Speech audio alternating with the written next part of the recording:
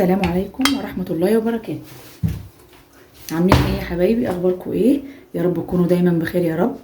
احنا النهارده هنعمل مكرونه بيضه، يعني معناها صلصه ولا اي حاجه خالص. وكان عندي حته لحمه مفرومه في الفريزر، طلعتها. هعملها ايه؟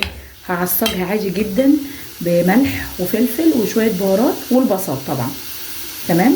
وهخلي الصلصه ما تبقاش على المكرونه بقى، لا، هنحط الصلصه جوه اللحمه المفرومه والمكرونه هي اللي تبقى بيضه. وخليكم معايا هنشوف الاكله للنهايه، ويا رب اهم حاجه تعجبكم. تابعونا يا حبايبي، متنسوش تدعمونا باللايك وتشتركوا في القناه عشان دايما يوصل لكم كل جديد ونكبر بيكم، وباذن الله وصفاتنا تعجبكم. كده احنا بنعصج اللحمه اهو، احنا لسه ما حطيناش حاجه خالص لسه عليها. انا بس بحاول ان انا افكها شويه لان زي ما قلت لكم هي طالعه من الفريزر.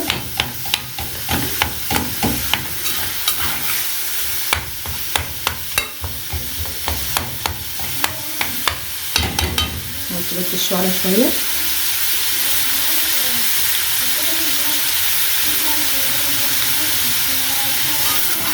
نرجع نقلب تاني في اللحمة، نحاول نفكها كده من بعضها.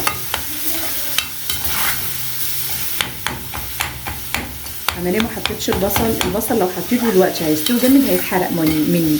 انا لازم احاول افك اللحمة الاول من التجمعات اللي فيها دي، بحيث البصل ممكن يستوي بسرعة ويتحرق مني.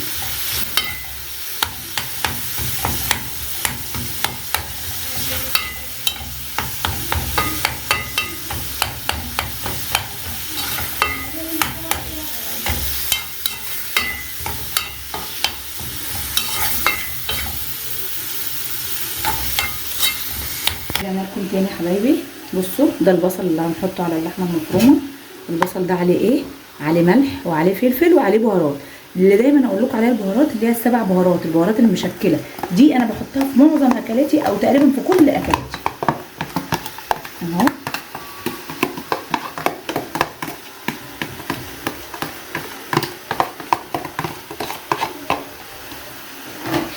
نبدا نقلب لحد ما البصل يستوي جوه اللحم.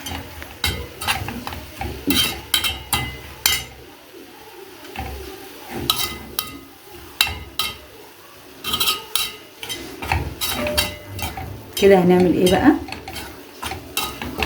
طول ما احنا بنقلب كده عشان المكونات كلها تخش جوه بعضها، تمام اهو.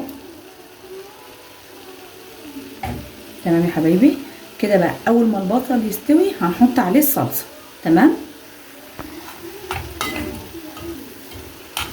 كده اللحمه استوت والبصل استوى جواها، هنبتدي نحط الصلصه بتاعت الطماطم.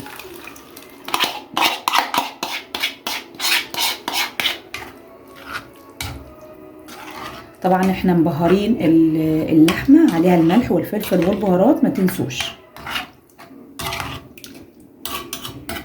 بعد ما نخلص نبتدي ندوق، لو حسينا ان هي عدبه محتاجه شويه ملح او حاجه مفيش مشكله، نحاول نظبط ايه الحدق بتاعها، تمام. كده نغطيها علشان تبدا تستوي وتتسبك الصلصه كويس، تتسبك عشان يبقى لونها احمر وجميل كده.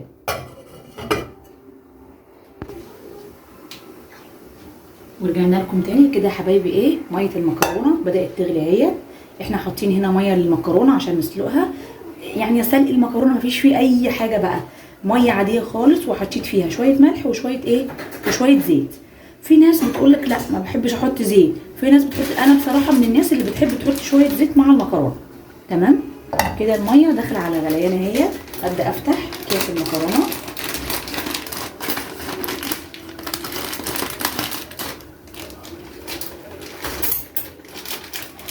تمام. وابدا افضي الكيس.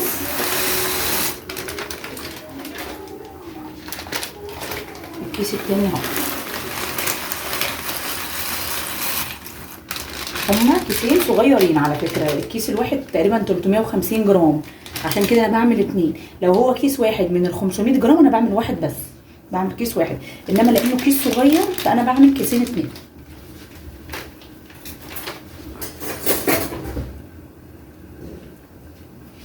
نبدأ نقلب في المكرونة اهي لحد ما تستوي.